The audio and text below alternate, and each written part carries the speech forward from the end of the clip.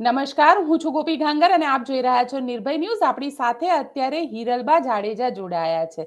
કાના જાડેજાનું campaigning ચાલી રહ્યું છે અને તેમાં પણ હવે કુતિયાણાનું આ જે જંગ છે ક્યાંક વર્ચસ્વની લડાઈ ઉપર પહોંચી ચૂક્યો છે, જે પહેલેથી જ હતો પણ હવે એની અંદર વધારે વર્ચસ્વ એટલા માટે કારણ કે ક્યાંક ધાક ધમકીની ચર્ચાઓ પણ થવા લાગી છે. હિરલબા, શું કહેશો? જે રીતે રામભીબેનનું નિવેદન આવ્યું અને રામભીબેનના નિવેદન બાદ હવે શું કહી રહ્યા છો આપ?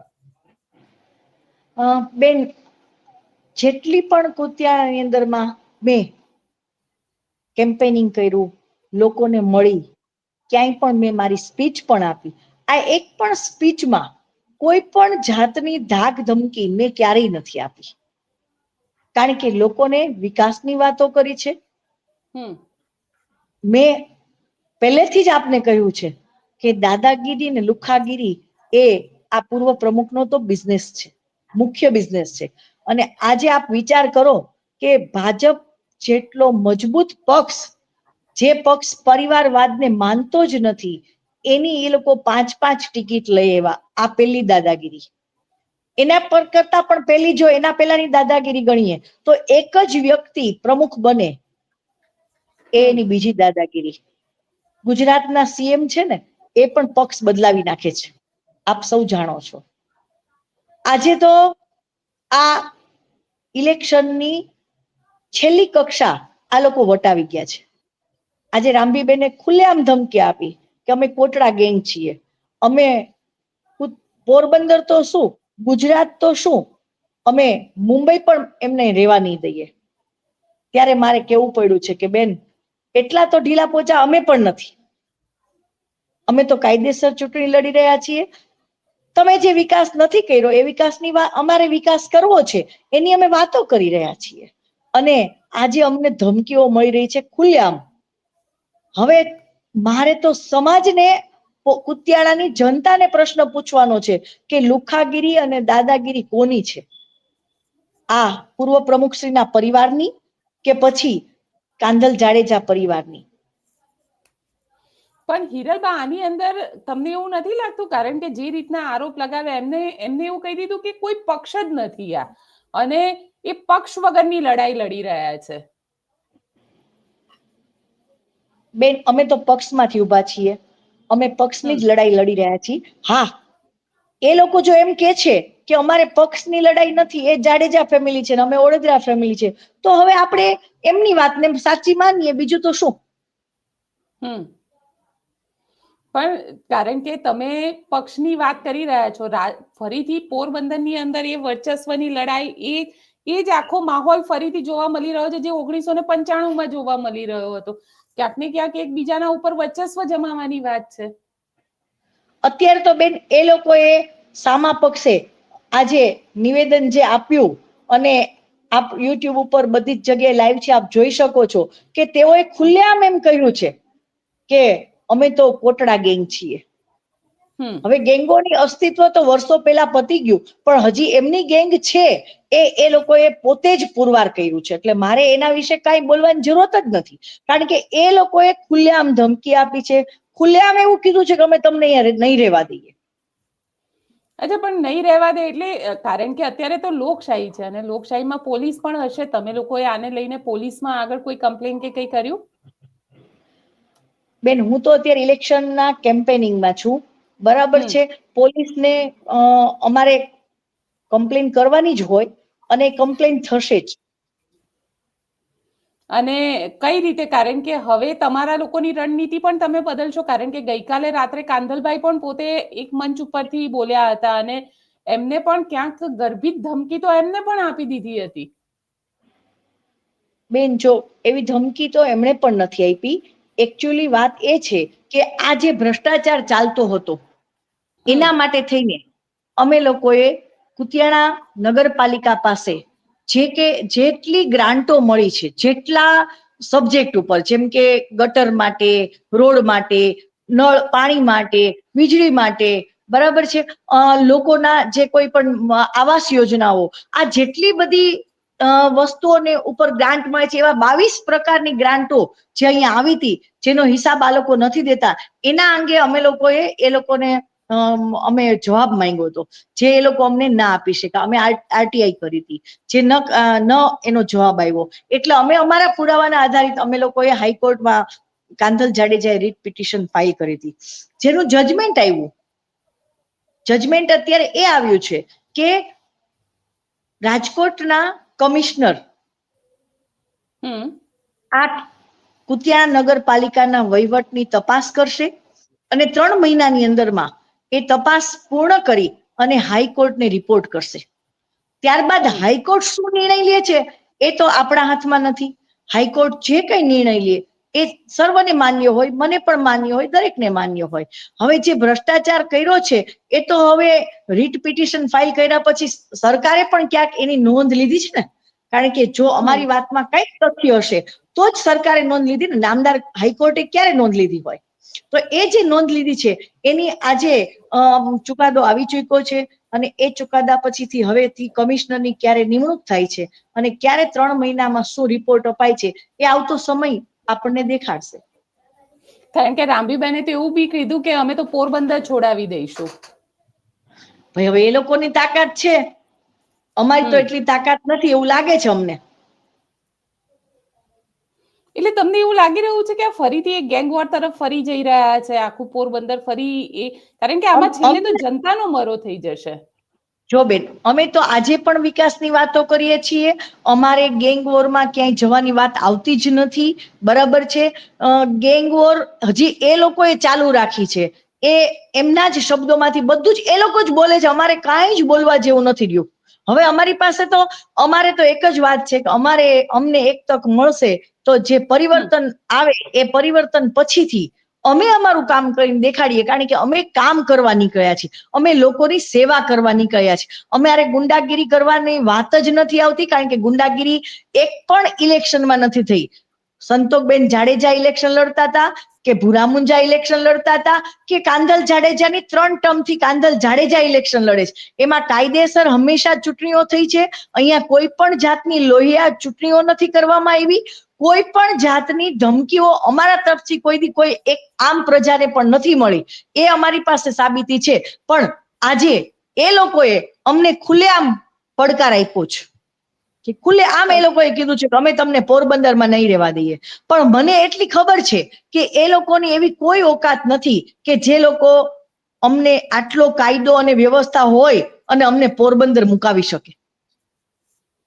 હવે શું? હવે રણનીતિ કરશો? કઈ રીતે કરશો જી ચૂંટણી? ના, અમારી રણનીતિ એક જ છે કે વિકાસની વાત લઈને નીકળ્યા છીએ અને જીતીને બતાવીશું. અને લોકોનો વિકાસ, આ વિસ્તારનો વિકાસ, લોકોનો વિકાસ તો ઓટોમેટિક થશે. જો વિસ્તારનો વિકાસ કરીશું ને તો ઓટોમેટિક લોકોનો વિકાસ થશે. એટલે અમારી પાસે આજે પણ વિકાસની જ વાતો છે. અને હવે તો એટલી હદ સુધી મારી પાસે પોઈન્ટ આવ્યા છે. અત્યારે મારી પાસે લગભગ 22 જેટલા મુદ્દાઓ છે કે જેમાં આ લોકોએ જેટલો ભ્રષ્ટાચાર કરે છે, દાદાગીરી કરે છે, લુખાગીરી કરે છે, કેટલાય લોકોને, જે સારા ઉમેદવારોને ઊભું રહેવું હતું અમારા પક્ષમાંથી, એ લોકો પણ ક્યાંક પોતે આ લોકોની બીકથી અમારી સાથે નથી આવ્યા. તમે કહી રહ્યા છો કે સારા લોકો પણ એમની બીકથી નથી આવે, પણ સામે ભારતીય જનતા પાર્ટી છે. ભારતીય જનતા પાર્ટીનો પક્ષ મોટો છે અને સરકારમાં અને સત્તામાં પણ ભારતીય જનતા પાર્ટી છે. તમારા માટે મુશ્કેલ થશે? બેન, અત્યાર ભારતીય જનતા પક્ષ ઘણા બધા વર્ષોથી છે. આ એકદમ જ્યારે ભાજપનો પણ જુવાળ છે ત્યારે અહીંયા કાંધલ જાડેજા છેલ્લી 3 ટર્મથી જીતી રહ્યા છે. તો એના માટે આપનું શું કહેવું છે? પણ કાંધલ જાડેજા જીતી રહ્યા છે એ એક અલગ, કારણ કે એવું કહેવાય છે ને, એવી ચર્ચા છે કે એક મિલીજુલી સરકાર હોય છે કાંધલ જાડેજાને જીતાડવામાં. પણ આ વખતે તો બિલકુલ નહીં. ભારતીય જનતા પાર્ટી અને એક વર્ચસ્વની જી ના, લડાઈમાં આવી ગઈ જી છે. ના, બિલકુલ નથી. કારણ કે એવી કોઈ મિલીજુલી સરકાર ક્યાંય જ નથી. કારણ કે કાંધલ જાડેજા પ્રોપર ઇલેક્શન લડે છે. આ વખતે તો ચાલો પેલી ટર્મમાં એવું માનીએ કે કોંગ્રેસ નથી ઉભી, ફક્ત 2 પક્ષ ત્યારે હતા, ભાજપ અને કાંધલ. બીજા વખતે 3 પક્ષ હતા, કાંધલ એટલે કે એનસીપી, કોંગ્રેસ અને ભાજપ. ત્યાર પછી ત્રીજી ટર્મમાં અત્યારે 4 પક્ષો હતા. આપ હતી, કોંગ્રેસ હતી, ભાજપ હતી અને કાંધલ હતો. તો આપ વિચાર કરો કે સૌથી છેલ્લો નંબર કોનો આવે? કાંધલનો. પણ છતાંય સૌથી પહેલો કોણ જીતો? કાંધલ. અને ત્યારે પણ આ લોકોએ એની ભાષાનો દુરુપયોગ કર્યો હતો બેન, અને એના કારણે જ હું તો એવું માનું છું કે એ લોકોની હાર થઈ છે. કારણ કે હવે માહોલ સામ સામે ધમકીનો આવી ગયો છે. અમારા તરફથી ધમકી ક્યારેય નહીં મળે. હમ કારણ કે જો હું ધમકી આપીશ તો લોકોને મારા ઉપરનો જે એક વિશ્વાસ છે કેવી રીતે રહેશે? અને હું તો આટલા વર્ષોથી બેન, જાડેજા પરિવાર આટલા વર્ષોથી 1966 થી લોકોની સેવા કરતો આવ્યો છું. હું તમને બેન વાત કરું તો અમે 53 પ્રકારની સેવાઓ કરીએ છીએ આજે પણ પોરબંદરમાં, બરાબર છે. આ સેવા વિના મૂલ્યે કરીએ છીએ. અમે જે કાયદેસરના બિઝનેસ કરીએ છીએ ને, એ બિઝનેસની અમારી ઇન્કમના સ્ત્રોતમાંથી જે અમે ધર્મ માટે રૂપિયા કાઢતા હોય એમાંથી અમે અમારી આ બધી સેવાઓ ચલાવીએ છીએ, બરાબર છે. તો આજે અમારી આ સેવાનો અમારું જે નામ ખરાબ થાય એવું અમે કરીએ? પણ હિરલબા, તમારો જ એક ઇન્ટરવ્યુ જોઈ રહી હતી અને એ ઇન્ટરવ્યુની અંદર તમે પોતે જ બોલ્યા છો કે કોની માએ સવા સેટ સૂટ ખાધી છે, સાચી વાત છે. હા, બતાવે અમને. નહીં, મેં એવું કીધું છે. જો બેન, આજે જયારે આ ઇન્ટરવ્યુ આવ્યો ને, અને આ ઢેલીબેન આપણે રામબીબેને જયારે બોલ્યા ને કે અમે તો આ લોકોને પતાવી દેશું, અમે આ લોકોને ક્યાંય જીવવા નહીં દઈએ, અમે આ લોકોને ગુજરાત અને મુંબઈ પણ મુકાવી દેશું, તો બેન એટલા તો નિર્બળ અમે નથી જ. એટલી તો ઈશ્વર અમને તાકાત આપી છે. એટલે મેં એમ કીધું કે કોની માએ સવાશેર સૂટ ખાધી છે કે અમને કોઈ અમારું ગામ અમને મુકાવી શકે? એના માટે અમારે કોઈ દાદાગીરી, કોઈ લુખાગીરી કરવા નથી. પ્રજાનો મત છે ને, એ જ અમારા માટે કાફી છે. માની લો કે પ્રજાનો મત મળ્યો, પછી શું આગળ? તો લોકોનો વિકાસ, વિસ્તારનો વિકાસ, કુતિયાણા નગરપાલિકાની આખી શિકલ બદલી અને તમને બતાવીશું અને આપ લોકો સૌ જોવા આવશો. કારણ કે જે રીતે આખી બોલો. જે રીતે આખી ચર્ચા થઈ છે અને કુતિયાણાની અંદર, કારણ કે કુતિયાણામાં ક્યાંક ને ક્યાંક હવે એવું લાગી રહ્યું છે કે જે એકચ્યુઅલ ઇલેક્શન માહોલ જે છે એ કુતિયાણાનો ગરમાઈ ગયો છે. એકબીજા કાંદલ જાડેજા હોય કે પછી ઢેલીબેન ઓળેદરા હોય, બંને જણા હવે ત્યાં આગળ વર્ચસ્વ માટે કંઈક ને કંઈક કરી જશે એવું પણ લાગી રહ્યું છે. તમને શું લાગી રહ્યું છે કે બેન હવે બેન પછી મને તમે વિશ્વાસ આગળ છે. મને વિશ્વાસ છે કે કોઈ પણ પ્રકારની લોહિયાળ જંગ નહીં થાય અમારા તરફથી. એનો હું વિશ્વાસ આપું છું. કારણ કે અમે નક્કી કરેલું છે અને વર્ષોથી અમારા લોહીમાં છે કે અમે જ્યારે ગરીબોની આંતરડી કકળતી હોય ને, ત્યારે જ્યારે અમે ઉભા થયા છીએ ને, ત્યારે હંમેશા સવાયા બનીને નીકળ્યા છીએ. કારણ કે એ લોકોની વેદનાઓ છે ને, એ અમને છે ને ક્યાંક એના આશીર્વાદ અમને મળે છે. અને તો તમને લાગે છે કે કાનાભાઈ પોતે જીતી શકશે ત્યાં આગળથી? કારણ કે તમારી પાસે એવા સ્ટ્રોંગ કેન્ડિડેટ પણ નથી. બેન, સ્ટ્રોંગ કેન્ડિડેટની જરૂરત જ નથી. જે વ્યક્તિ છે ને, અમારા ઉમેદવાર છે ને એવા છે કે ઈ પોતાની 4 કે 5 ગલીઓમાં છે ને સેવા કાર્ય કરે છે. લોકો એને ઓળખે છે. અમે એવા કાર્યકરોને પસંદ કર્યા છે કે જેના લોહીમાં સેવા છે. આમાંથી એક પણ લુખો કોઈ વ્યક્તિ અમે ઉભો નથી રાખ્યો કે જેની વેલ્યુ જ ન હોય. જ્યારે એમના પક્ષે જે લોકો ઉભા રહ્યા છે ને, એમાંથી મોટા ભાગના 5 તો એ લોકો ઘરના ઉમેદવાર થઈ ગયા, 1-2 ના સગાવાલા થઈ ગયા, એટલે 7 ઉમેદવારો તો એમના એ બધા થઈ ગયા. એટલે એ લોકો તો હવે આજે સાબિત થઈ ગયા. મારે સાબિત કરવાની વાત જ ન રહે. હું તો કાયમ બોલતી જ હતી કે આ લોકો લુખાગીરી ને દાદાગીરી કરે છે. આ અહીંના કુતિયાણાના લોકો ભય નીચે જીવે છે. ભ્રષ્ટાચાર મુક્ત અને ભય મુક્ત કરવાની જવાબદારી અમે લીધી છે. અમારે તો એ જ કામ કરવાનું છે. આજે 7 ઉમેદવાર એ લોકોના થઈ ગયા ને, એ ઉપરાંતના જે બીજા ઉમેદવારો એ લોકોએ ઉભા રાખ્યા છે, એ બધા જ એમની ગેંગના સભ્યો છે. દરેક ઇતિહાસ આપ ચકાસી જુઓ. કોઈ ક્લીન નીકળે તો મને કહેવાનું. પણ કારણ કે એક અત્યારે હું જોઈ રહી છું, મને દેખાઈ રહ્યું છે કે હાઈકોર્ટે એક નિર્ણય પણ લીધો છે. કાંદલભાઈએ એક એપ્લિકેશન કરી હતી અને જી કાંદલ જાડેજાની અરજીને લઈને નગરપાલિકાના અધિકારીને પત્ર લખીને જાણ કરવા છતાં કોઈ પણ જાતનો, એટલે જે વિકાસના કુતિયાણા નગરપાલિકાના વિકાસના અટવાયેલા જે કામો છે તેને લઈને હવે હાઈકોર્ટે જવાબ માંગ્યો છે, એને લઈને આપ શું કહેશો? કારણ કે કાંદલભાઈએ આ એપ્લિકેશન કરી હતી. અમે છે ને વિકાસને લઈને જવાબ તો માંગ્યો છે, પણ સાથે જેટલી ગ્રાન્ટો આવી અને એ ગ્રાન્ટ મુજબ કુતિયાણાનો કોઈ પણ પ્રકારનો વિકાસ નથી થયો ને, એ વાત લઈ અને હાઈકોર્ટમાં ગયેલા હતા. અને એનો જવાબ હાઈકોર્ટે એનો અત્યારે એક જજમેન્ટ એવું આપ્યું છે કે મોટા ભાગે રાજકોટના કમિશનર જે છે એમની નિમણૂક થશે, અથવા તો કોઈ પણ કમિશનર આવશે. કારણ કે ચુકાદો મેં વાંચ્યો નથી એટલે હું પૂરેપૂરી વાત પ્રોપર ન કહી શકું, પણ જેટલું હું સમજુ છું એ પ્રમાણે કે રાજકોટ કમિશનરની નિમણૂક થશે અને એ રાજકોટ કમિશનર આવી આ આખા કેસોની અમે જે મૂકેલા પોઈન્ટો છે એની તપાસ કરશે. અને એ તપાસ કર્યા પછી જો ભ્રષ્ટાચાર સાબિત થશે તો એ આખો રિપોર્ટ રેડી કરી અને કમિશનરશ્રીએ હાઈકોર્ટ, નામદાર હાઈકોર્ટને રજૂ કરવાનો છે. હવે નામદાર હાઈકોર્ટ એ રિપોર્ટ પછીથી શું નિર્ણય લે એ તો નામદાર હાઈકોર્ટનો પ્રશ્ન છે.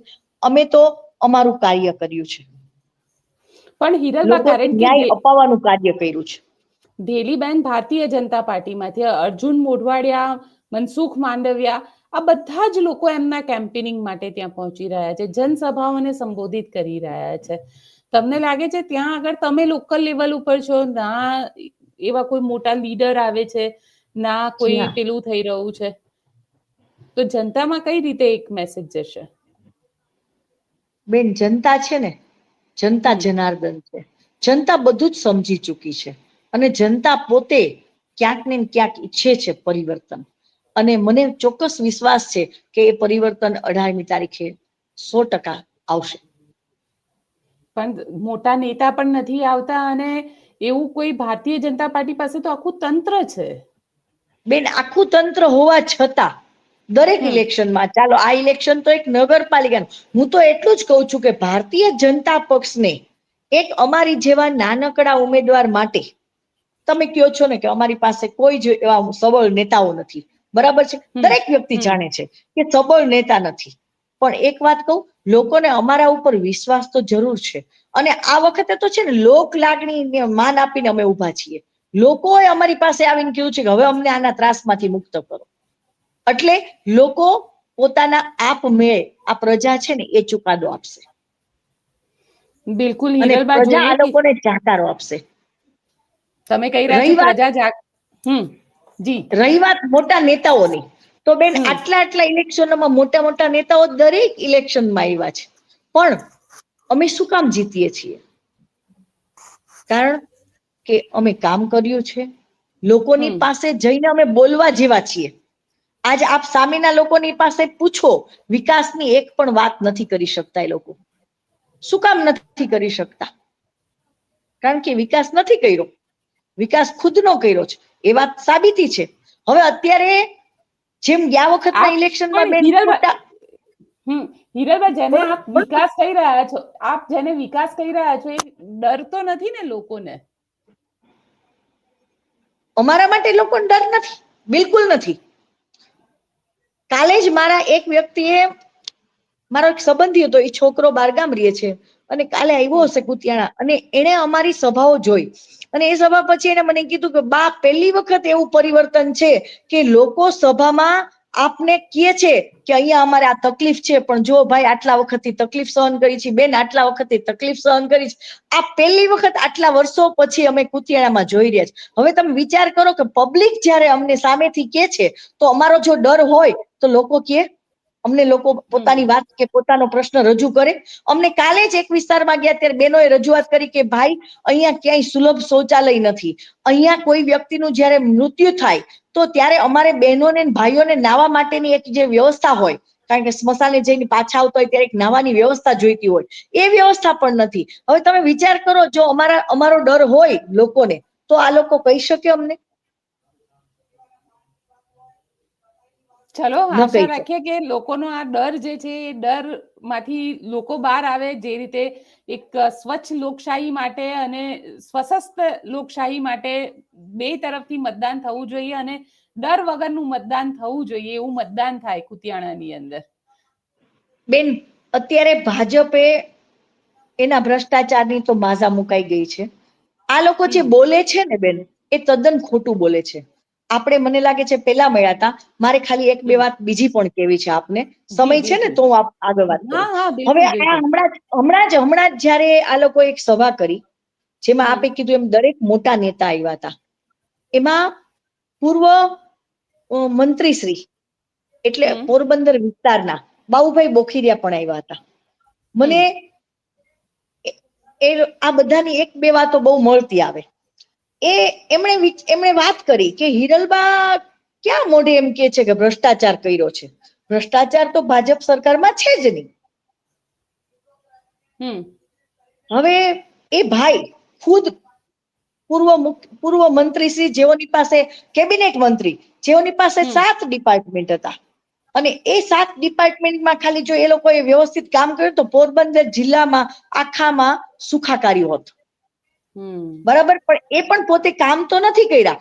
અને 585 કરોડ કદાચ આ આગળ પાછળ 500 પાકા છે, આ 85 કરોડમાં કદાચ 2-5 આંકડા આગળ પાછળ ખોટા હશે, મને અત્યારે યાદ નથી.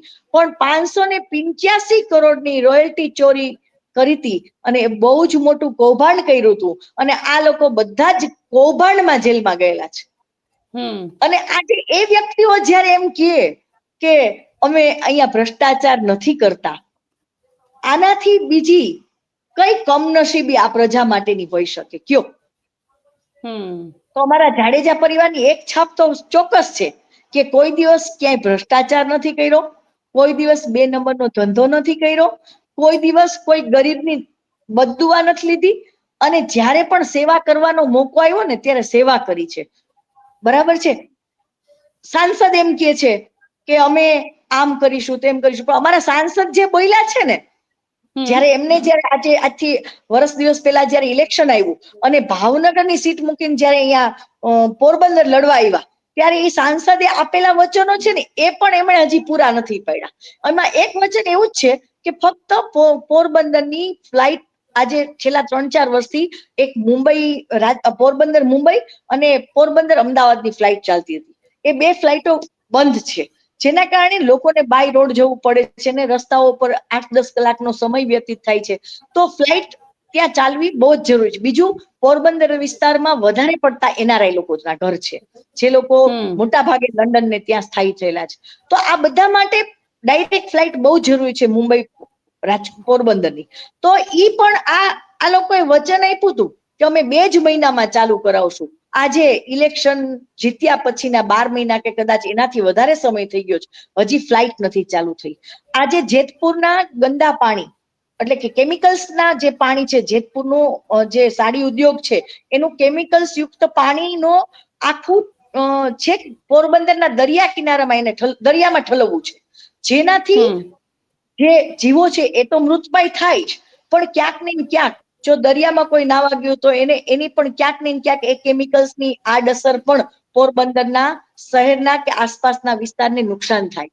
આના માટે પણ આ જેટલા નેતા હતા ને એમાંથી એક પણ નેતા જવાબ નથી આપી શક્યા કે એના માટે કાંઈ કામ નથી કરી શક્યા. બિલકુલ. એટલે આ જે પરિસ્થિતિ, અને જ્યારે એમના કોઈ ગુંડાઓ, એમના સગાવાલા જે બહુ મોટા માથાઓ જે ગેંગસ્ટરો છે ને, એ જયારે પકડાણા ને ત્યારે એના માટે તો એ લોકો પોલીસ સ્ટેશન ગયા છે, એ પણ ન્યૂઝમાં આવેલું છે. આપ વિચાર કરો કે જે વ્યક્તિઓ આવી વાતો કરે છે, આ સારું લાગે? આ એક વાત. પછી એક વાત એક વાત ત્યાં આ પૂર્વ મંત્રીશ્રી, કેબિનેટ મંત્રીશ્રી પણ કરે છે, અને આ અત્યારે પૂર્વ પ્રમુખશ્રી વાત કરે છે. પૂર્વ કેબિનેટ મંત્રી એવી વાત કરે કે 1995 પહેલા પોરબંદરમાં બહુ જ ગુંડાગીરી, દાદાગીરી હતી, અને જે એઓની સરકાર આવ્યા પછી આ બધું નાબૂદ થઈ અને જમીનોના અને બધાના ભાવ વધ્યા. આ બેન એવું કે છે કે કુતિયાણામાં અમારા કાર્ય સારા છે માટે અહીંયા દુકાનોના ભાવ વધી ગયા. હવે 1995 પહેલાની હું તો એટલી જ વાત, આપ તો સમજદાર છો, મારે ઈ કેવું છે કે કોઈ પણ ગામની અંદરમાં જમીનોના કે મકાનોના ભાવ એ વ્યક્તિના રાજના કારણે બધી વધઘટ થાય કે ઇન્ટરનેશનલ રેપો રેટથી થાય? કોઈ પણ જગ્યાએ ગુંડાગીરી ચાલતી હતી એટલે એમ કે જમીનોના ભાવ નહોતા. બરાબર. હવે કુતિયાણા ખાલી થઈ ગયું છે. બરાબર. ઈ કે એમાં શું, ઈ લોકો તો બારે ભણવા માટે ને પોતાના વિકાસ માટે જાય છે. તો બેન હું એમ કહું છું કે જો સૌથી નાનું ગામડું હોય ને એમાં રહેતા લોકોનો જરાક વિકાસ થાય ને એટલે જરાક મોટા ગામડામાં આવે, પછી મોટા ગામડામાં એનો જરાક સારો વિકાસ થાય ને એટલે આજુબાજુનું એક મોટું શહેર, તાલુકાનું શહેર હોય એમાં આવે. તાલુકાના શહેરમાંથી વિકાસ થાય તો જિલ્લામાં ક્યાંક જાય, એમાંથી વળી વિકાસ થાય તો કે હવે આપણે આપણા જિલ્લાથી બહાર જવું છે તો કે રાજકોટ જાય, ત્યાંથી આગળ વિકાસ થાય તો અમદાવાદ જાય. આ એક પ્રણાલી વર્ષોથી ચાલતી આવે છે લોકોના વિકાસની. હવે અહીંયા તમે વિચાર કરો કે 12,000 ની વસ્તી છે, 8,500 કે 9,000 નું મતદાન છે, અને એમાં પણ કેટલા બધા બોગસ મતો છે. એ પણ મેં આપને કીધું છે અગાઉની મીટમાં કે કેવી રીતે આ લોકોએ 3,000 થી 3,500 બોગસ વોટિંગ, જે લોકો મરી ગયા છે એના નામ કમી નથી કર્યા, જે લોકો અહીંથી સ્થળાંતર કરી ગયા છે એના નામ નથી કમી કર્યા, આજુબાજુના 3 ગામના એમના મળતિયાઓ છે એમના નામ અહીંયા નાખવામાં આવ્યા છે. હવે આ બધું જ બોગસ વોટિંગ તો થાય જ છે ને બેન. આ રીતે એ લોકો જીતે છે.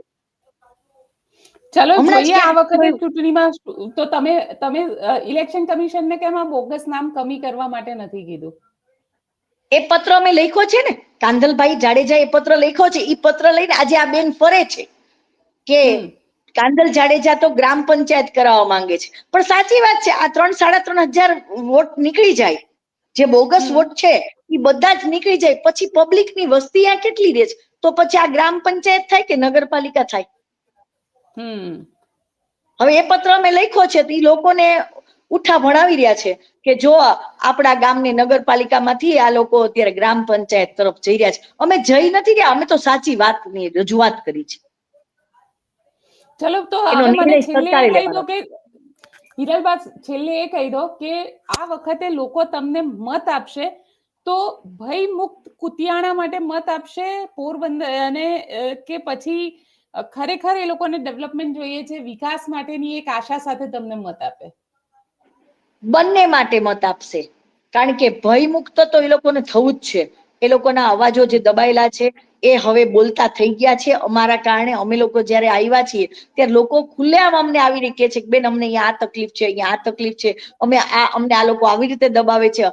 એ અનેક વાતો આવી અમારી પાસે, એટલે લોકો ભયમાંથી બહાર આવી રહ્યા છે. અને અમે જો અહીંયા જીતવાના જ છીએ. જો મારી પાસે જો અને તોનો શબ્દ જ નથી, જીતીશું અમે જ. અને અમે જીતીશું ને એટલે લોકો ભય મુક્ત તો થશે જ, પણ ભ્રષ્ટાચાર મુક્ત પણ થશે ને, કારણ કે અમારે કોઈ ભ્રષ્ટાચાર કરવાની જરૂરત નથી. આ છેલ્લી 3 ટર્મથી કાંધલ જાડેજા ને મળતી ગ્રાન્ટ છે ને એ લોકો માટે વપરાઈ રહી છે. એ સાબિતી જ અમારી છે.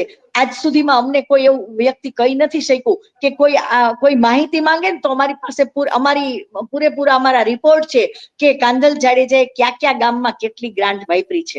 એટલે અમે જો અમે ગ્રાન્ટ ખાધી જ નથી કે અમારા મળતિયાઓને અમે કોઈ દિવસ ટેન્ડરો આપ્યા નથી. જે કાયદેસરના રોડ રસ્તાઓના કામો જે આપ જોઈ આવો કે ખેડ અને સોરઠના દરેક ગામમાં કેટલો વિકાસ થયો છે, એ જોઈને લોકો અમને મત આપે છે. આ વખતે અમે જીતીશું ને તો લોકોનો એ વિશ્વાસ અમારા ઉપર છે, અને એ વિશ્વાસ ઉપર ખરા ઉતરવાની જવાબદારી અમારી છે. બિલકુલ આ હિરલબા, અમારી અમારી સાથે જોડાવા માટે આપનો ખૂબ ખૂબ આભાર. થેન્ક યુ બેના, થેન્ક યુ. તો આપ શું વિચારો છો? કુતિયાણામાં કોણ જીતશે, કોણ હારશે? વર્ચસ્વની આ લડાઈ છે, અને આ વર્ચસ્વની લડાઈની અંદર કાંધલ જાડેજા કે પછી ઢેલીબેન ઓળેદરા? કોમેન્ટ બોક્સમાં ચોક્કસથી લખીને જણાવજો, અને અમારી ચેનલ નિર્ભય ન્યૂઝને લાઇક, શેર અને સબસ્ક્રાઇબ કરવાનું ભૂલશો નહીં. આભાર.